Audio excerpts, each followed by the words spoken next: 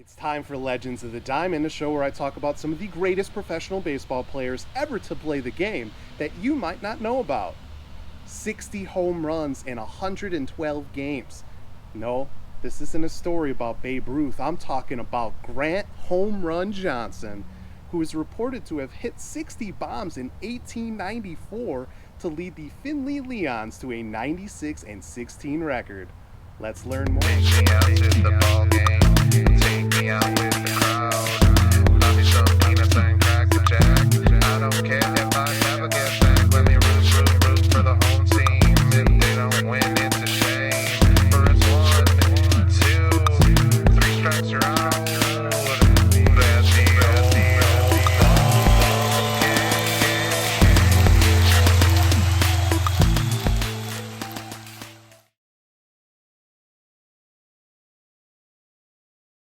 The greatest hitter in the West.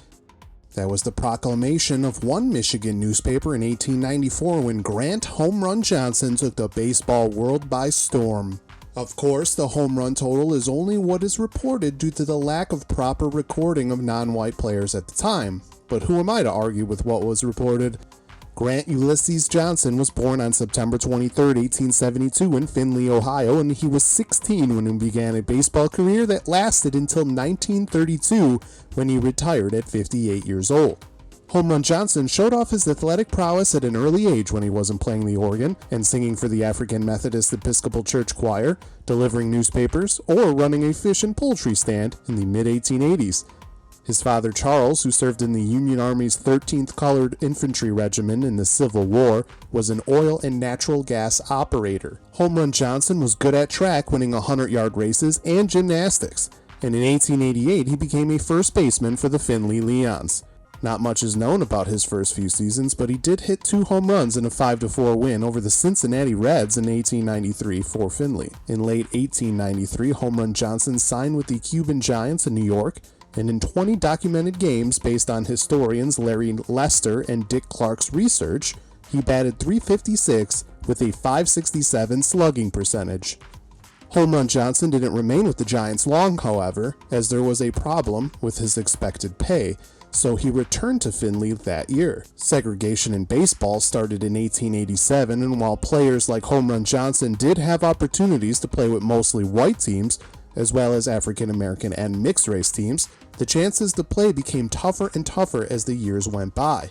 Home Run Johnson was a native of Findlay and a ball player that already won fans' hearts in the area, but he still almost didn't get a chance to play for Findlay again because the Leons had signed Bud Fowler. According to a Society for American Research article by Phil Williams, a local newspaper ran an article that said that management wanted Johnson, but the other players were upset that they would be made fun of when they went on the road for playing with 2 black players. Management signed Johnson anyway, and all he did was hit 60 home runs, according to reports. He helped lead the Leons to a 96-16 record in 1894, and this is actually when the Home Run Johnson nickname started by fans. Home Run Johnson was later joined by Fowler with the backing of entrepreneur J. Wallace Page and helped create the Page Fence Giants out of Michigan. Johnson is said to have batted .636 in 13 games against Michigan teams in 1895, and the Giants finished the season 118-36-2.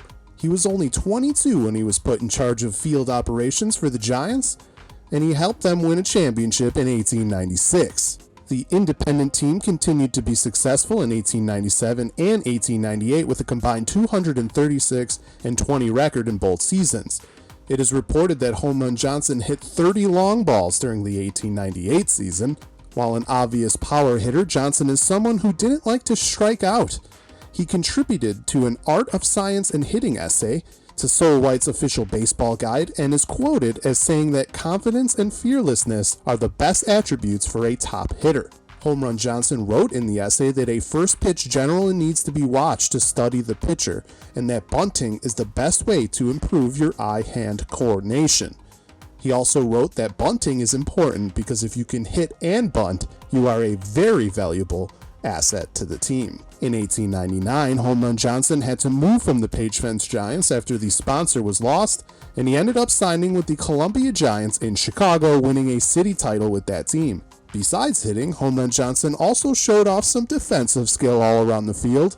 In a game at shortstop for the Webster Giants, a Findlay, Ohio sports writer said Johnson had speed, cleverness, and accuracy in the infield. In one game against Johnson's hometown team, the writer said he made the play of the game by leaping to snag a line drive. Johnson played for several teams in the early 1900s, the Philadelphia Giants, the Royal Poinciana Hotel team in Palm Beach, Florida, the Lima Giants, and the Brooklyn Royal Giants. He even played winter ball in Cuba. In Havana, he played for a team that won 4 of 6 games from the AL pennant-winning Detroit Tigers in 1909 in an exhibition series. Johnson is reported to have hit .412 in the series.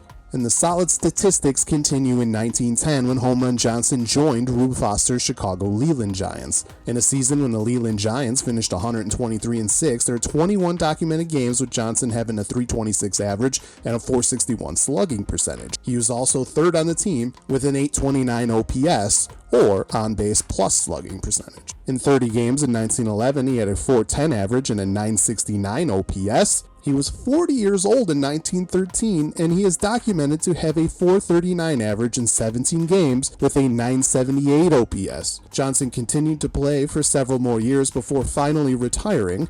He continued to be active in his church and worked for the New York Central Railroad Company, but he later lost his sight and went blind. Home Run Johnson passed away on September 4th, 1963 at the age of 90 due to heart failure after surgery. Despite never playing in the MLB, Home Run Johnson had a legendary baseball career, and we can only hope as fans that we are blessed with more information on his playing days, because, from what we know, he might not have only been one of the best home run hitters in a time when home runs were not the norm, but he could have been one of the greatest hitters of all time when it comes to average. Throw in his defense, and it makes us wonder why he isn't in the National Baseball Hall of Fame. I am Anthony Iozzo, and this is Legends of the Diamond. Thank you for liking and subscribing.